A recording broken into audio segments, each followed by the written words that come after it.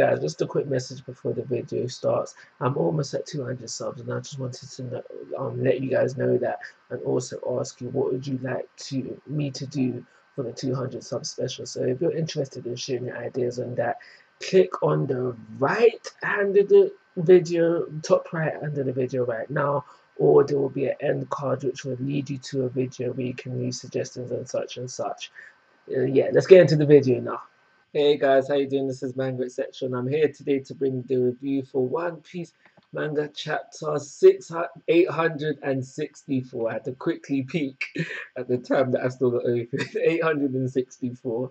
The wedding of the century is still going on strong. Plan is still going south. Can it rise up to north? Maybe even a little bit. I do not know, but things are still going on. The first thing I want to talk about, because I had to make some notes this time round, the first thing I'm going to talk about is Brooke.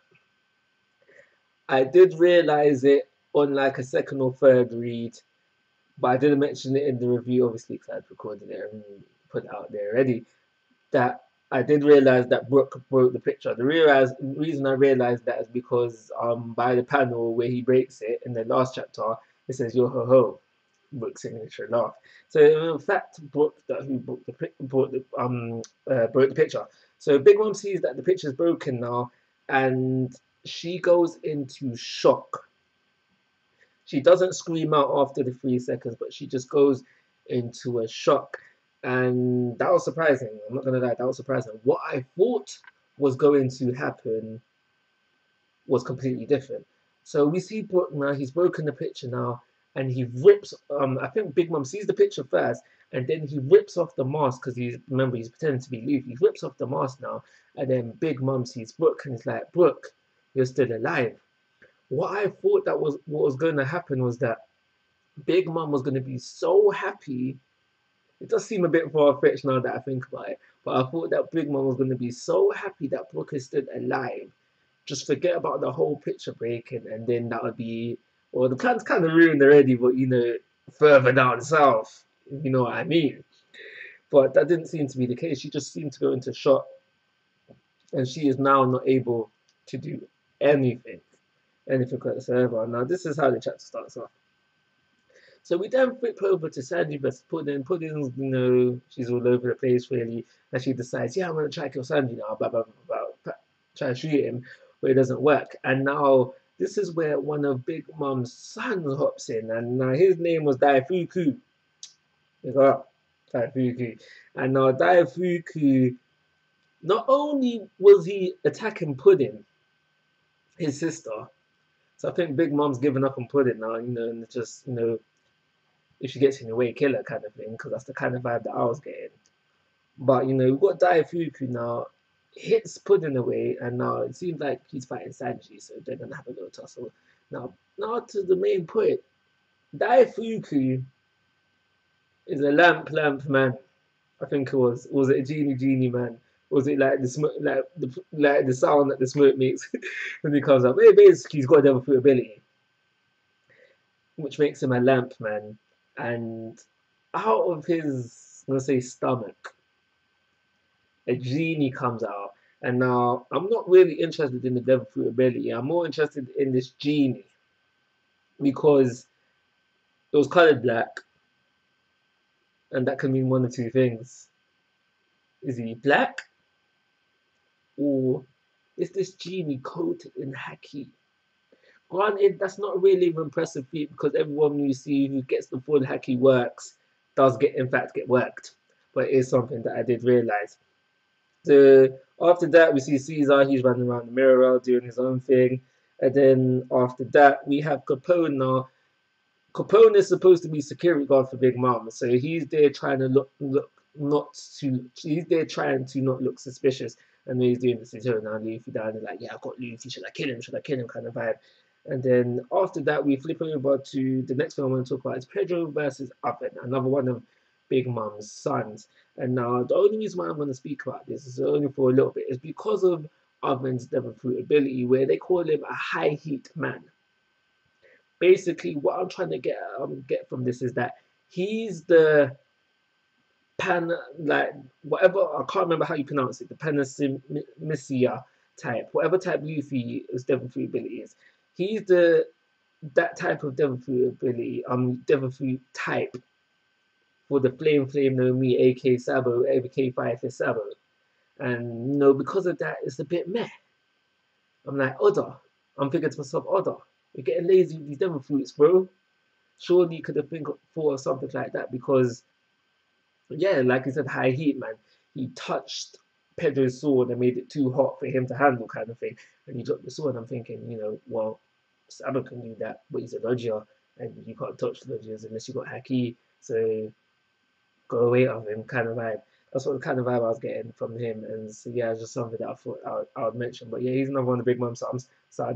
So we see the Vinsmokes now. This bit kind of made me laugh, and I was really laughing at Sanji's brothers. I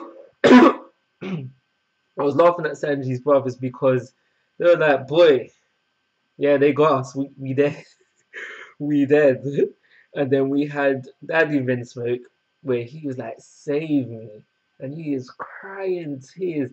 And he's like, please, someone save me. And as we know, what Reiju is like, Reiju's accepted the fate. She's known about her fate for a long time. Like, she's just saying, like, yeah, we're going to die now.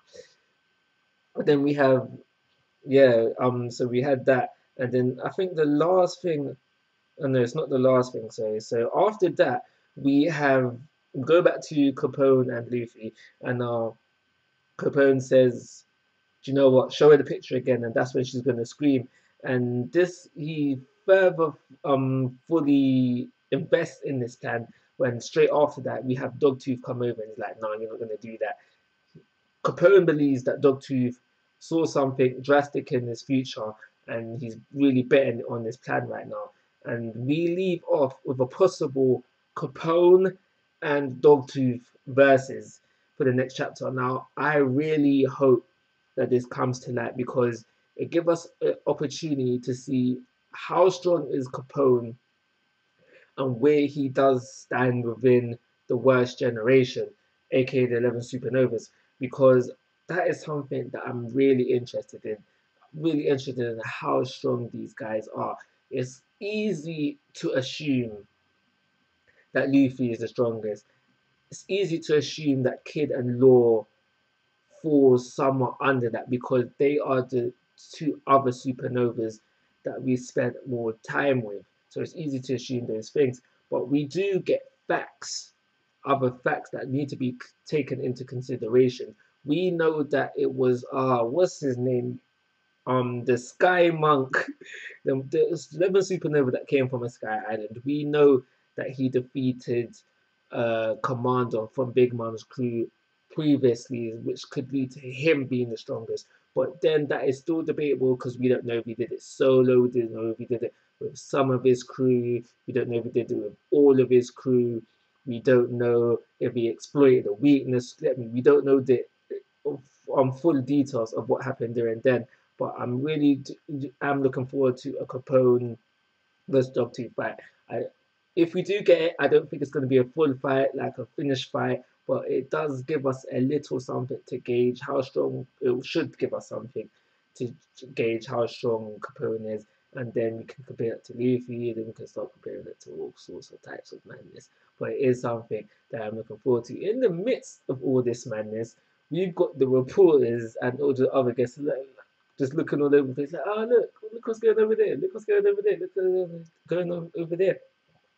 So we know that when this is all said and done, that this is going to get the fattest front page 2 and 3 spread in the newspaper. So the whole world is going to know about what went down on the Whole Cake Island at the wedding of the century. This chapter was good. It really kept me on the edge of my seat throughout the whole chapter, and it's for those reasons that I'm going to give it a 4-star rating. I'm going to call it a review like always, guys. Oh, before I look off, you may not know this, you may know this, you may not know it, but the next upcoming death battle is Natsu versus Ace. Now, I'm Team Ace. Let's not get that twisted. I'm Team Ace. But I did a little video about the whole fighting thing and how my thoughts and opinions on it. So if you want, go check that out. I'll be in the end cards, probably sharing about nowish. But like always, guys, I'm asking for your thoughts and opinions. If you haven't already, please subscribe to my YouTube channel. Most importantly, take care. Have a nice day.